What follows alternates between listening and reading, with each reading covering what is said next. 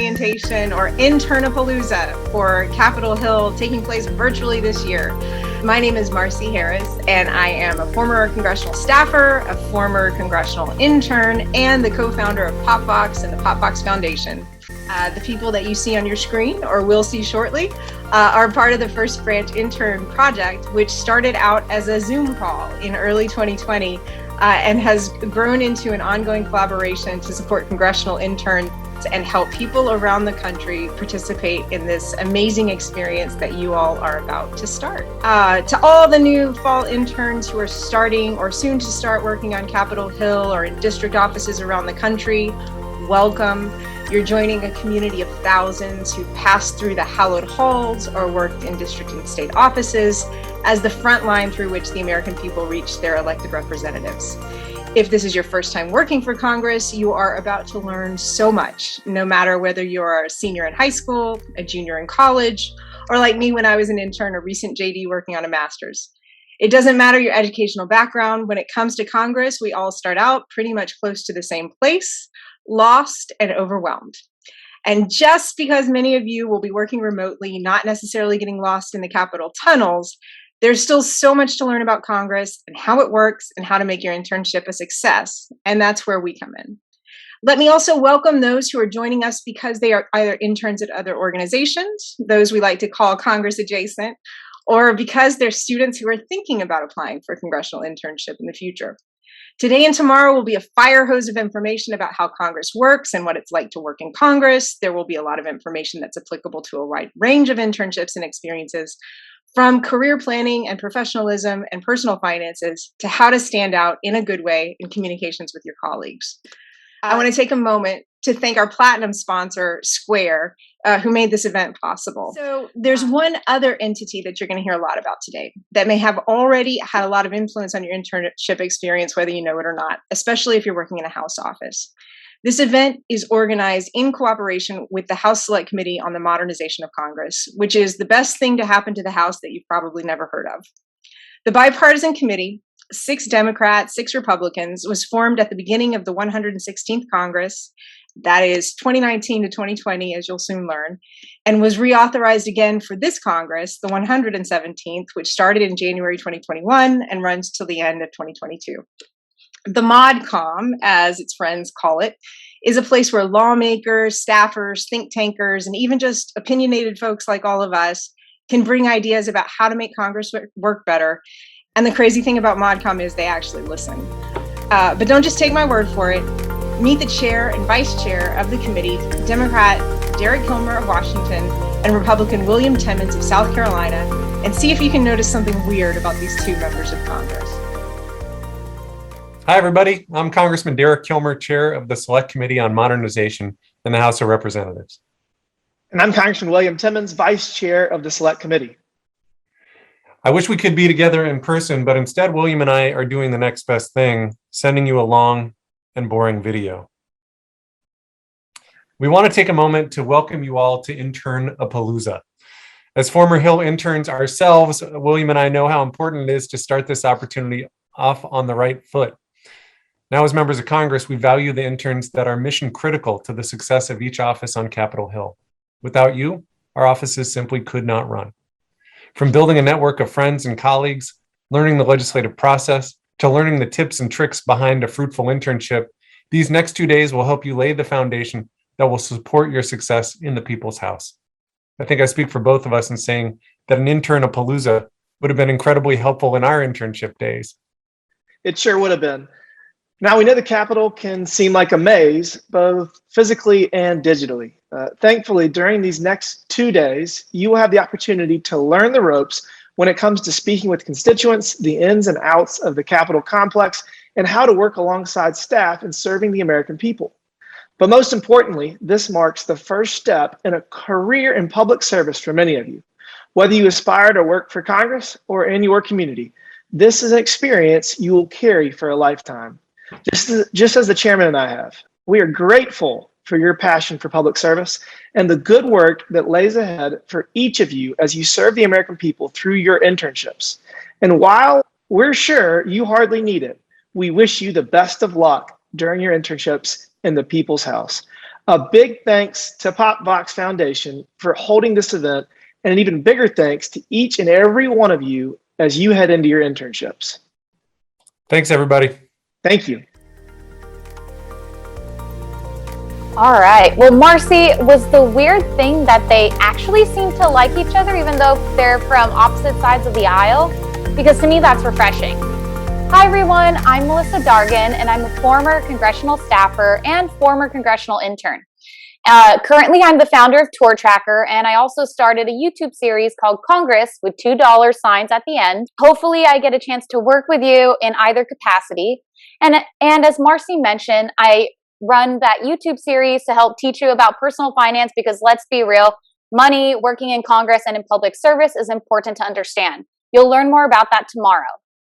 Now that you've had a chance to hear from the Modernization Committee Chair and Vice Chair, we all wanted you to hear from some of the newer members of the committee, particularly a sophomore member who still carries around his former intern card. So here is Rep. Dean Phillips from Minnesota's 3rd District. Hey everybody, I'm Congressman Dean Phillips from Minnesota's 3rd Congressional District, and I am so impressed with all of you for participating in this 2-day Internapalooza event. For those of you who are about to embark on your very first congressional internship this fall, either in a DC office, a district office, or remotely, the discussions and trainings that you're receiving in this program will give you the tools to make the very most of an experience which, as you will quickly learn, passes by way too quickly. So for those of you who have had an internship before and might be coming back, this program and your past experience will certainly allow you to take that next step as an intern in whatever office you might be in. And for those of you who might still be on the fence about whether or not you even wish to pursue an internship, I hope that this program may have inspired you to join us sometime in the future, because we need you. And I'm speaking to you as someone who is as passionate about the value of a congressional internship, both to your own professional development and, perhaps even more importantly, to the ability of each member of Congress to serve their constituents. As congressional interns, you will play a very important role in the day-to-day functioning of Congress. When you are answering phone calls from constituents, you're helping offices understand the very issues that people care about back home. When you're answering mail, you're helping members of Congress communicate how they are thinking about and addressing these very important issues. And when you sit in meetings or talk to your supervisors, you are bringing fresh ideas, new ideas, and perspectives that could one day change the policy environment in the United States and the world. And perhaps most importantly, when you finish your internship, you'll have a deeper appreciation for the importance of public service and how you can lift up your communities. And if you're wondering why I have so much enthusiasm for congressional internships, part of it is because I myself was an intern on Capitol Hill years ago, back in 1989, if you can imagine that. And if it were not for that internship, I may never have decided to run for Congress. After graduating college, I interned with Senator Patrick Leahy from Vermont. That internship taught me about the complex inner workings of our system of government, and it opened my eyes to the very critical work being done on Capitol Hill to help everyday Americans. Though it has been 30 years since I was an intern, my very best piece of advice for you as you start this exciting new experience is to soak it all in. Enjoy the experience. Remember that an internship is meant to be a learning experience. You've not been selected because you already know how to be the perfect intern, but you've been selected because you have shown an interest and enthusiasm for becoming a great intern. And this experience will shape your future in ways you cannot even imagine possible right now. So go into this great experience ready to listen and learn everything you can, because there's no telling how these next few months might impact your life and your future. So thanks again for the opportunity to speak with all of you today. Keep the faith, stay in touch, and I hope to see some of you walking the halls of the Capitol and Congress soon, perhaps one day as a member of Congress. Bye, everybody. As the ModCom members have emphasized, many of today's interns are tomorrow's staffers, and even tomorrow's members of Congress. Hi there, my name is Taylor Swift. Yes, it is really Taylor Swift. I'm a former congressional staffer and a former congressional intern. I'm now a policy advisor at Demand Progress.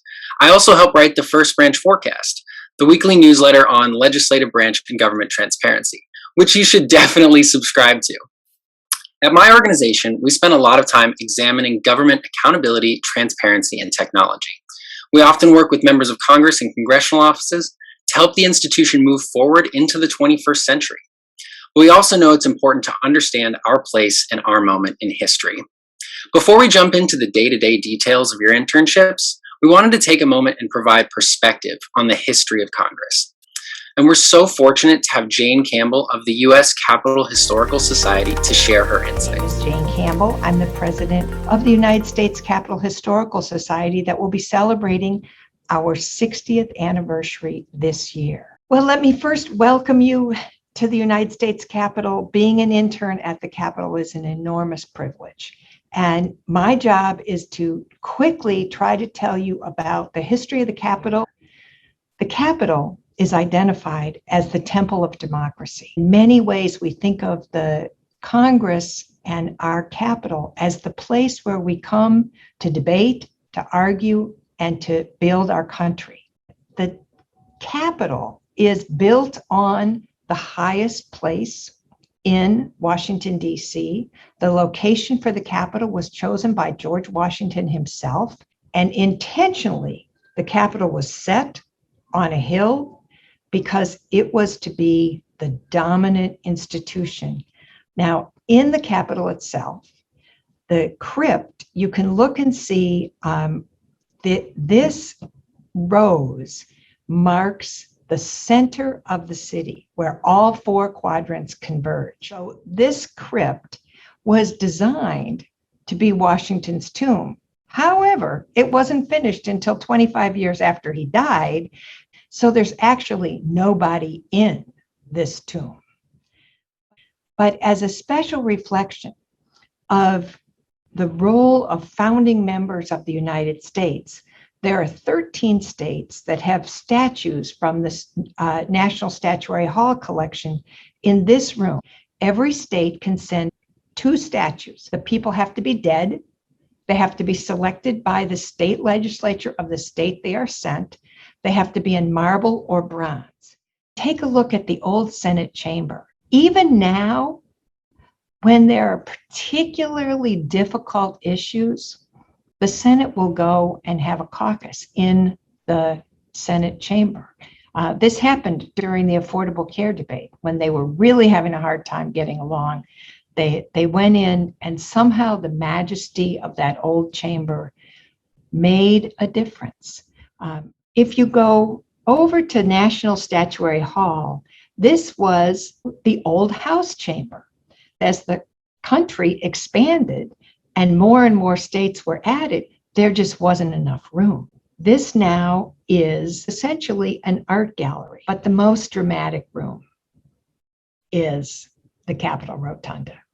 180 feet floor to ceiling up to the dome, and is often really identified as the country's sacred space.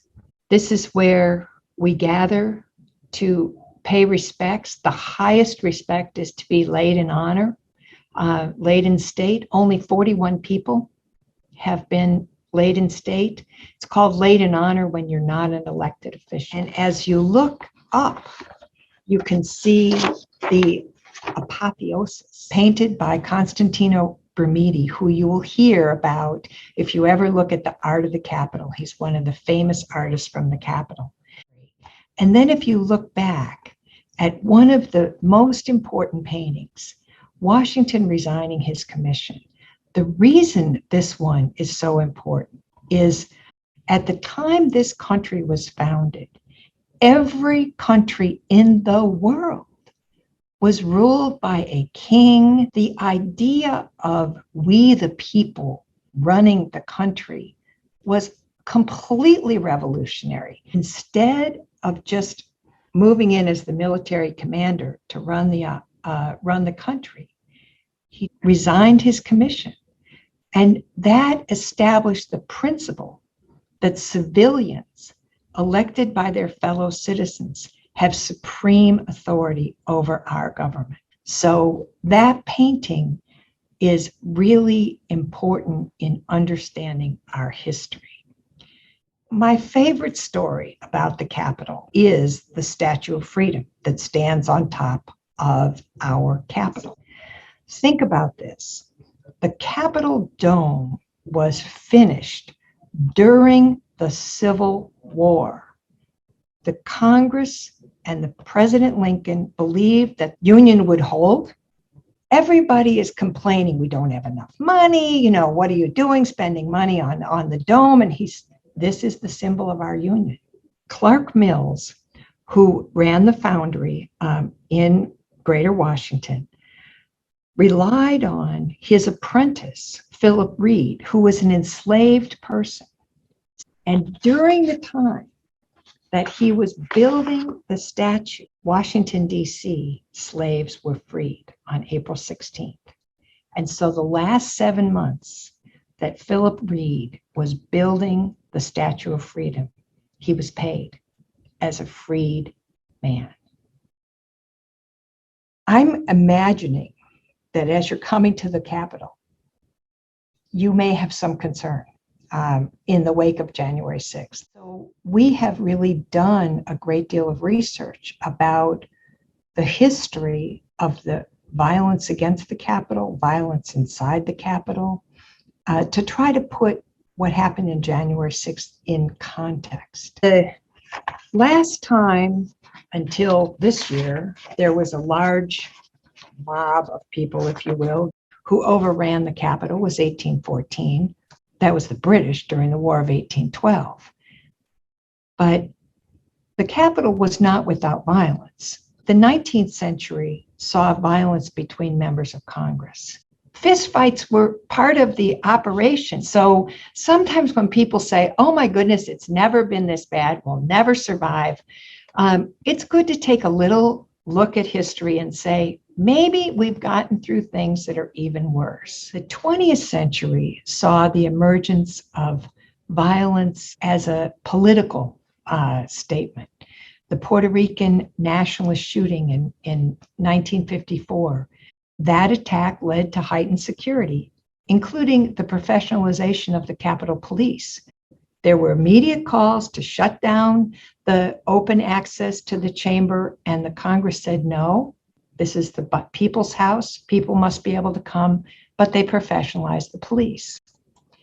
The Weather Underground bombing in 1971 was a bomb left in an unmarked men's room on the Senate side of the Capitol as a protest against military involvement in Laos. Congress again had a debate, should we close the Capitol? Again said no, and installed metal detectors. Then the resistance conspiracy bombing in 1983 was a bomb planted by a group of terrorists who were protesting United States involvement in Lebanon and Grenada. And then we had the tragic shooting in 1998. McMahon entered, but he took the gun and shot the police officer. 2 police officers died, and you can see they had the honor to lay in honor. There was a conversation, should we close the Capitol? And again, the Congress said, no, it's too important to keep it open. 2 things happened.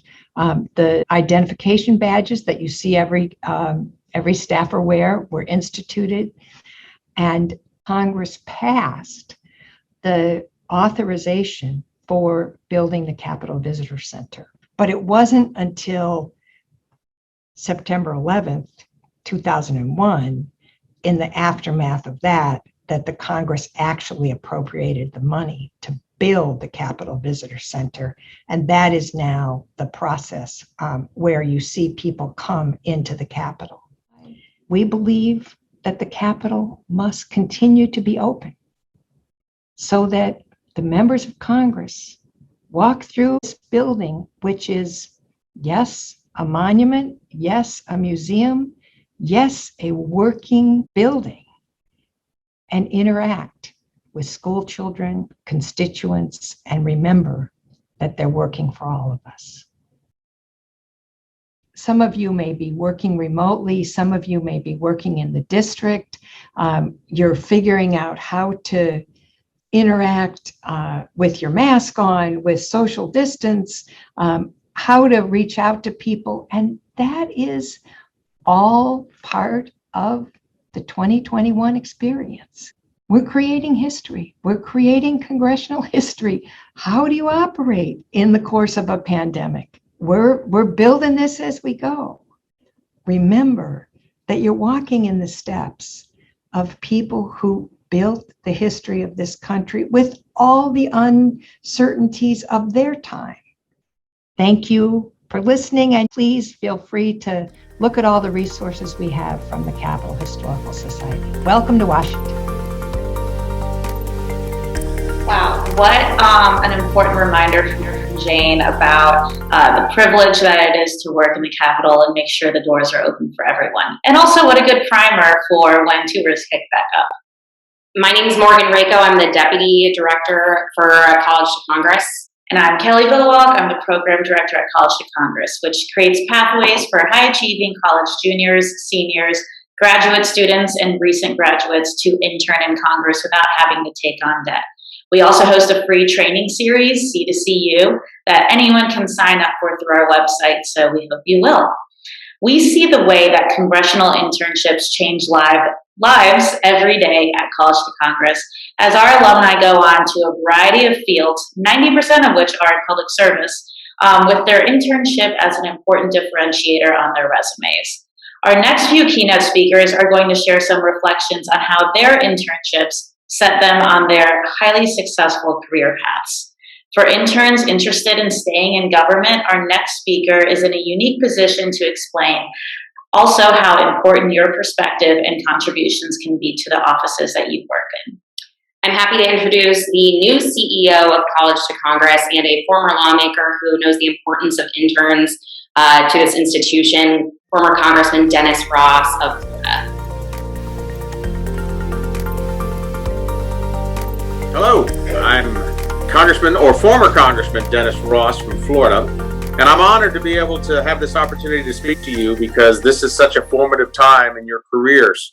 I know you've had a great opening session with some members of Congress, especially from the Modernization Committee, and I'm so delighted to see Congress take the interest they're taking in the internship program and understanding how significant it is for the development of not only you, our future leaders, but also the continued survival and thriving of our nation. Let's talk about internships. The experiential training you will learn is not unlike a residency that a doctor will have when they go to get their medical license. It is in the clinicals. It's where you learn the process. It's where you get to know how things are done or not done. Things that you can't explain, especially in the political arena. Let me tell you something. You're already ahead of me.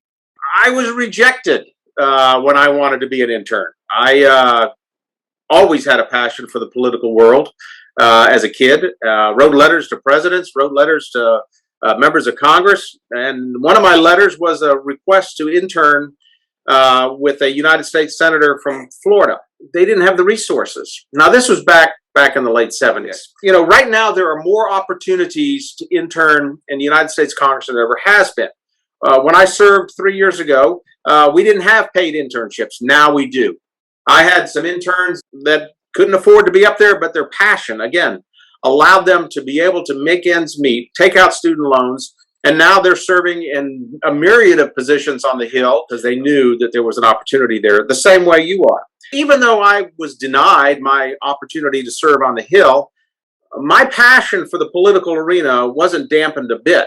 I went on, fortunately, to a national lobby, actually, for student associations, and then worked in the Florida legislature. But I never lost my desire for wanting to be in the political process. I got to tell you, Washington, D.C. is a magical city. It's a great place for young people. It's the center of the political universe, and that's a driver. But you know that there's a purpose in your life that is driving you to go to D.C., and most likely it's to have an impact not only on your community, but on the world.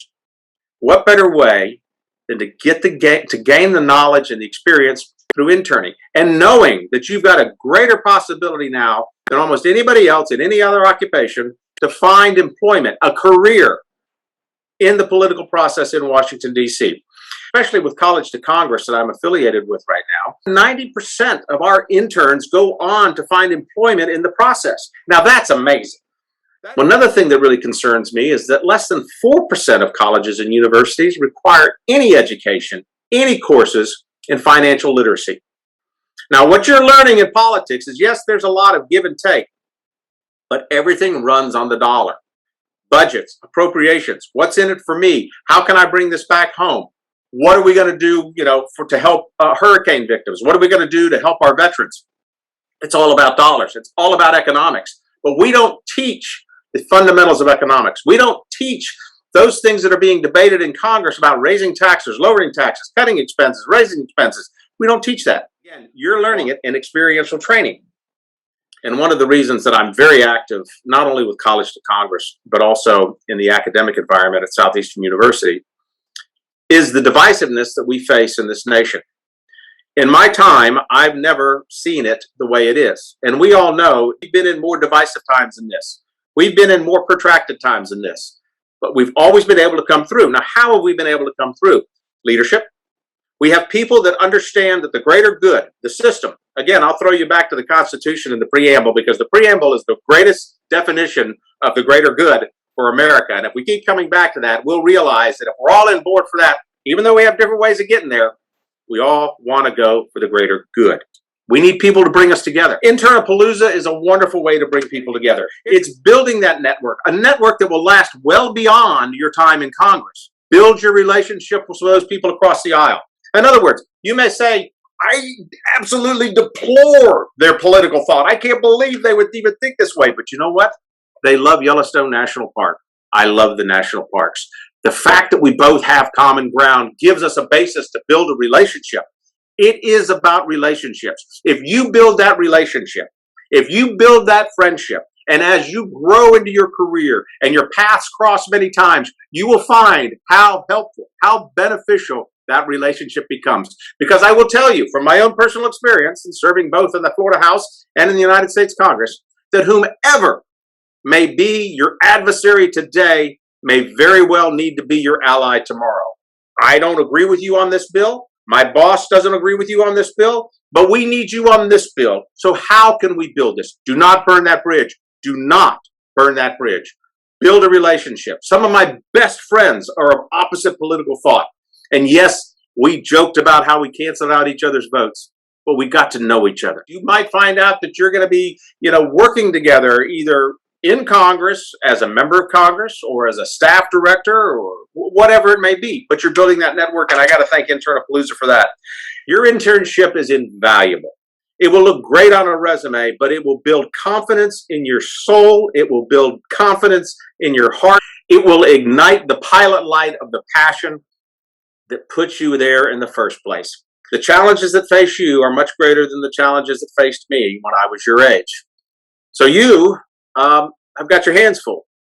But the beauty of that is you have the opportunity to be the next greatest generation this country has ever seen. So with that, I'll leave you this one thing. You don't know where you're going to end up. But one thing you know for sure, you started out as an intern, and that's a wonderful way to be. Now go out there and be the leader that you want to see. God bless you. Good luck. And I wish you the best success. Thank you. Hi, my name's Diane, and I'm a former congressional staffer and a former congressional intern, and now serve as a manager in government affairs at the Partnership for Public Service, where our mission is building a better government and a stronger democracy. We recently launched the Alliance for Congress, which aims to help Congress invest in its own capacity and to tackle big issues and serve the public good. Now, when you think about the possibilities ahead from where you sit today, you might have a few ideas of what you'd like to do. You might want to go from being an intern to a staffer on a committee, interacting with members, traveling around the world, and being part of crafting important legislation. You might want to go to law school or work in a federal agency. Or you might decide to join the corporate world to use your skills to help companies better understand the policy world. If you're like Courtney K. Robinson, you might decide to do all of those things and then some. I came to know Courtney in the wake of the January 6th attack on the Capitol, when she joined the effort to support the Capitol Hill community that became known as Capitol Strong. In her position as head of financial inclusion and public policy development at Square, Courtney works on social and racial impact investing and advises business units on policy issues as they're developing new products. We're so grateful to have her with us to share her journey from internship to the corporate world and some real talk for future interns and staffers. Hey everyone, congratulations on your journey so far and thank you for the work that you're doing. Honestly, I don't even need to know the particulars of your situation because I know you're interning on the Hill, and therefore I know you are working very hard, or you will about to be soon. So again, I thank you very much. My name is Courtney Robinson, and I'm the head of financial inclusion and public policy development at Square. You might know Square from the little white reader that takes card payments or those slick registers you've seen in stores, or maybe you use Cash App to send money to your friends, or maybe you listen to music on Tidal. Amazingly, all of that is us. But before I started my work at Square, I was senior counsel on the House Financial Services Committee under Chairwoman Waters. And a couple of years prior to that, while I was in law school, I was an intern. I worked as a legal fellow for the Congressional Black Caucus. So Congress, what can you say? It's the best of times and it's the worst of times. But you will be okay. There are many 15-hour workdays, 7-day work weeks, sleepovers in the office, all of that great character building stuff. Everything moves at an unbelievable pace. But for me, there was nothing that compared to the feeling of knowing that your work influences our nation's laws and it changes lives. There's also a strong sense of duty that comes with it. You'll learn so much, and you're one of few. Many are called, but few are chosen. So do not ever doubt your ability or why you're there. You are the rails on which this whole thing is running. And to all of my district and remote workers, I know we're in a crazy time with COVID, even pre-COVID craziness of being in the district office and having that experience on the ground. Thank you for the work that you're doing. Know that it's super crucial, and without necessarily the same glitz and glamour of walking around the Capitol every day, you are doing that constituent work that is so important. You are doing that legislative work that is so important. The Congress and the laws and all of that, it's not the building, it's not the facade, it's you and the work that you're doing and all of the rest of the folks. So now that I've said all of those inspirational things, and I'm hoping that you're keeping them in mind because they are so very true, I'm telling you. I will say that my journey was sort of a backwards one. My job immediately prior to the one I have at Square was working as senior counsel on the House Financial Services Committee. And that came about because the work that I did between my legal interning in law school and then going back to Congress was all financial services based. So immediately after law school, I did not pass the bar the first time. Yeah. Second time I was studying for it, I was working at Freddie Mac. And I was actually working there as an intern. This is post-financial crisis 2008. Their law department had expanded considerably, not for great reasons, but because of the foreclosure crisis. And after that, I went to the Center for Responsible Lending. Some of you might have heard of it. It is the nonprofit advocacy arm of the Self-Help Credit Union. And I worked as counsel there working on financial technology and consumer credit issues. And all of that got me on the radar for the House Financial Services Committee. They were specifically looking for someone who knew about financial technology issues, who had worked in finance, and who could help join their efforts. And I will say, no matter what your journey is, whether this is where you start and then you end up going to school doing something else, whether you take another job, whether you work in private sector, whether you work for the government, no matter what, the skills and foundation you will build here will help you with everything.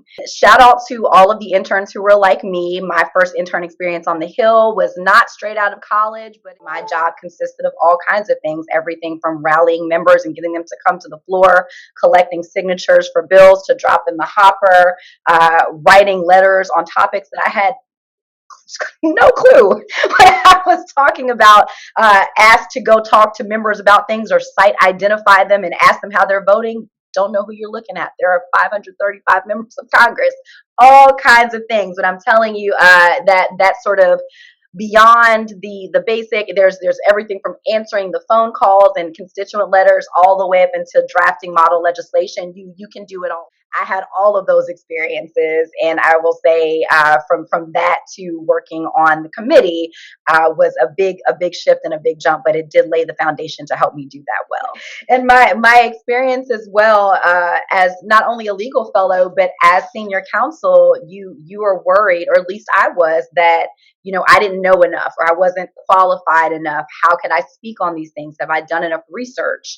There are laws and regulations and things that are hundreds of years old old. How can you possibly, be as in depth in them as you need to be to act responsibly? But you're not the only one thinking that way, one. Two, you're smart enough to do the research and gain the knowledge and figure out what you need to. Three, Congressional Research Service, perfect. Bother them about everything. You are not on an island. and just realize that no matter how intimidated you feel, this is where you are for a reason. So just try as much as possible to get out of your own head. Know that you have resources at your disposal, no matter how intimidated you might feel or anything that might seep into the back of your mind. You've got it. So congressional interns, if you're getting paid at all, you're lucky. I was not. You're doing full business attire every time Congress is in session. And when you're out of session, some people are lucky enough to be able to dress down and wear jeans. I could not. That was not allowed. So there was a lot of thrifting, going to secondhand shops, getting really cute stuff. Just, stay stylish, not expensive. You can do it. Also, like hair, I've been a naturalista for years. Like this is always, thank goodness we've gotten to a place where you do not have to, and you shouldn't be ashamed to grow your hair out and wear it the way that you wear it. The intelligence is coming from me and the work ethic is coming from me, and it's not necessarily how I look. And do not forget that people are coming to you for guidance and insight. They are trying to influence you. They want to get your perspective. They need your help. And that's not to say like you're in a position of absolute power, but you are in a position to express yourself and be who you are and still be professional. You do not have to deign to anyone. You do not have to change. You do not have to hide your culture or your ethnicity. You can be yourself. This is America. This is Congress. Do it. You made it. Take pride in your work. Also take care of yourself, because there's nothing more important than your mental health. So thank you again for everything that you're doing, and thank you for having me here and taking the time to listen to a bit of my journey. Bye all. Amazing advice from Courtney, and we are trying to change things here so that no one has to do an unpaid internship like Courtney did, and I know that so many other folks are also currently doing. Welcome everyone. We're so excited to have you all. My name is Habiba Mohamed, and I'm a former congressional staffer and a former congressional intern, and now the Federal Affairs Manager at Interns, where I lead POI's legislative efforts on the Hill and across federal agency. I am the daughter of refugee parents from Somalia, and I know firsthand the struggle of being a first generation in everything, including learning how to navigate internships as well as the professional world post-internships when you don't have the resources and many times don't even know where to look. My passion lies in helping others navigate financially and professionally to become congressional interns and continue to further their careers. That is the core to our mission here at Interns, which was founded about 5 years ago by 2 former unpaid interns, and we believe a person's socioeconomic status should not be a barrier to getting real-world experience. Interns is committed to reducing the gap between education and work experience through research, advocacy, and storytelling. I know that our co-founder and ED, Carlos Vera, is so sad that he can't make it to this incredible event today, but he recorded his remarks and asked us to share it with you all. Carlos is currently the executive director of Interns, while at American University, Carlos was an unpaid intern at the White House, the European Parliament, and Capitol Hill. He knows firsthand the struggle of trying to survive while interning for free. Under his leadership, Interns successfully convinced Congress to pass more than $48 million in funding for interns and has helped nonprofits, companies, and presidential campaigns create their internship programs. Here's Carlos, and thank you all so much.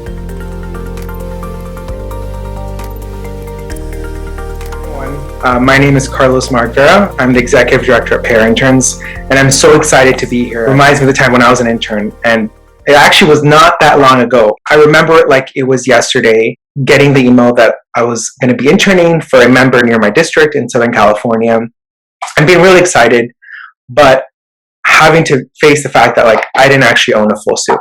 Thankfully, my family chipped in, so I had enough professional clothing, or enough to get me by some days. The next challenge, I guess, was finding out that it was unpaid. I didn't think much of it, and I think part of it is this work grind culture where you need to pay your dues. I worked about 20 hours a week on campus I interned about 30 hours a week, and then I was taking 16 credits as a sophomore in college. It was not easy, right? Many times I was fighting not to fall asleep, but it very much felt rewarding because I was learning the inner workings of our government and the vast, impact that I can have in our communities in a good way or in a bad way. One of the key moments that will always stay with me is walking down the hallways of the Capitol, looking around and realizing that no one looked like me except the custodian. It just didn't seem right? For being the body that was supposed to represent our diverse communities, it wasn't. But I kind of kept on going. I finished the internship. I took a year off. I joined the Army Reserves, served as a general mechanic, came back. And because I interned in Congress, that opened up doors that led to working at the European Parliament in Brussels. And then finally, as a junior at the White House, my life was perfect, quote unquote. I started my MPA while doing my BA. I was supposed to have my bachelor's and master's degree by the age of 21, interned at the White House. And I got to a point where I was exhausted. There's a lot going on in my life, and I wasn't exactly happy. I dropped out of the MPA program. The White House internship, of course, was extremely formative. I learned so much, so hands-on, but kind of like the first or the second internship, it was unpaid. And business casual actually did not fly. You had to wear business professional every day, and I only owned, I think, 1 or 2 suits. So it was the same challenge of getting my family to kind of, come together and pitch again. But by that point, I really thought about why does this have to be this way, right? Because I realized that I was one of the few lucky people of color that was being able to go, through these opportunities while many of my friends were not. After finishing the internship, I ended up organizing workers at American University, and then I dropped out of college. Yes, right, fun fact. But I was working at a PR firm, and like I said, I kept on thinking about the whole thing about unpaid internships. And it wasn't until my mentee mentioned that he had skipped out on buying groceries just to pay for the dry cleaning cost of his unpaid internship on the Hill. And at that point, I knew that this cycle needed to end. So I quit my job, much to the displeasure of my family. And I started PR interns with Guillermo Creamer, who also was a formerly unpaid intern on the Hill. And the whole point of it is, let's end unpaid internships and ensure that, folks from all backgrounds can get these opportunities. We started in Congress because we thought it was very symbolic. And up until 2017, it was actually the largest employer of unpaid interns, about 10,000 a year. But people thought that this was dead on arrival. First, that culture of pay your dues. And second, because of the depolarization, right? Congress can sometimes not agree on much. Why would they take time to focus on this? But we ignored that. We hit the ground running. We started going to offices. We reached out to 40 offices to meet up. Only 3 got back to us. But as we started talking to offices, we started realizing a common theme, that paid internships was one of the few issues where Republicans and Democrats actually could agree on it. And there was support across both parties. There, unfortunately, was not much data on which offices paid and which ones did not. So we actually went to all 545 offices, collected that data, and then in June 2017, released a report called Experience Doesn't Pay the Bills, Why Congress Should Pay Their Interns, kind of like the sign says behind me.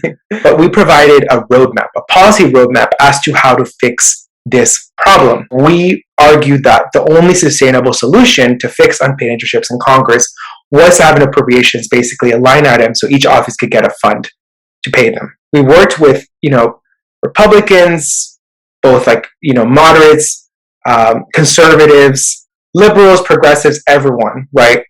And then in May 2018, there was a slim, very, very slim chance that in the Senate we could pass $5 million so they could pay their interns. It was supposed to not happen, and we worked our ass off, and thankfully, Republicans and Democrats and appropriations came together and unanimously passed $5 million to pay interns in the Senate. And then the same thing happened in the House with $8.8 million. And long story short, we ended up with a $14 million fund to pay interns. I can't stress how big that was, right, in a time where not much could be agreed upon, right, where Democrats and Republicans weren't working together. They came together for this with the whole purpose of how do we ensure that working class youth can come here, right? Because I'm going to tell you, it is in the best interest of this country to have folks from all backgrounds, right? Because this is the body that you're going to soon realize that they're the ones writing, funding for HBCUs, for community hospitals, for Head Start, for WIC. The decisions made in that body have life and death consequences. Long story short, since then, that fund has been appropriated $50 million. It's allowed thousands of folks from across the country to intern and get paid for it.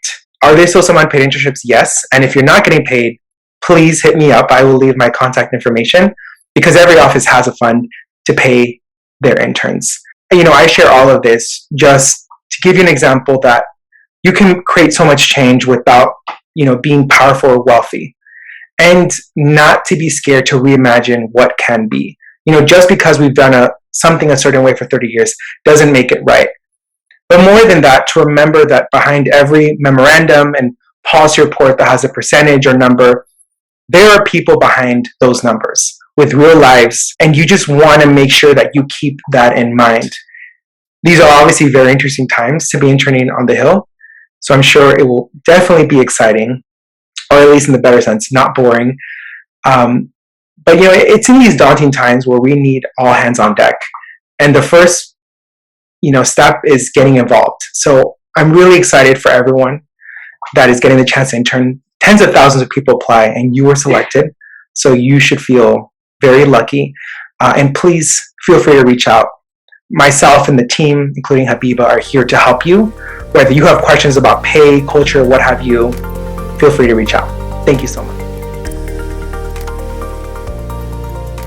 We're so grateful for all of these wonderful speakers so far. And now it's time to get into the nitty-gritty and discuss your internship.